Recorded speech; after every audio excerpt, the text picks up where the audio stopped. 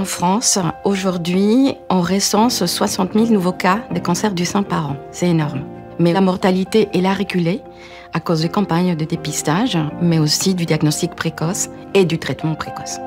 J'ai appris à 45 ans que j'étais atteinte d'un cancer du sein très agressif de stade 3. Ça a été un véritable choc, mais heureusement, ma famille a été très présente. Et c'est allé très vite. Après les 2 semaines du diagnostic, j'ai démarré un protocole de chimiothérapie très dense. On traite tout d'abord des individus, et dans ce cas précis, on traite des femmes. Pour traiter des femmes, il faut identifier les caractéristiques de la tumeur, et ça va nous permettre de cibler spécifiquement et de façon individuelle le traitement qui doit être donné. Parce qu'il n'y a pas un cancer du sein, il y a des cancers du sein. L'innovation, ça fait 150 ans que c'est notre cheval de bataille.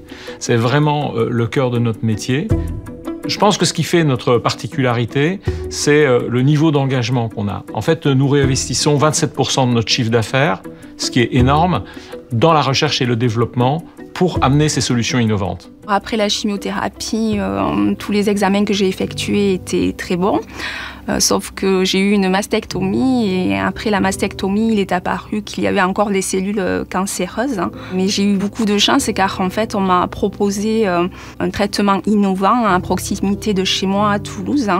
Et là, je me suis vraiment sentie très accompagnée par les équipes soignantes. Lorsqu'on a découvert des molécules qui ont finalement un profil d'effet secondaire assez raisonnable et un profil d'efficacité puissant, jusque-là, on n'a encore rien fait.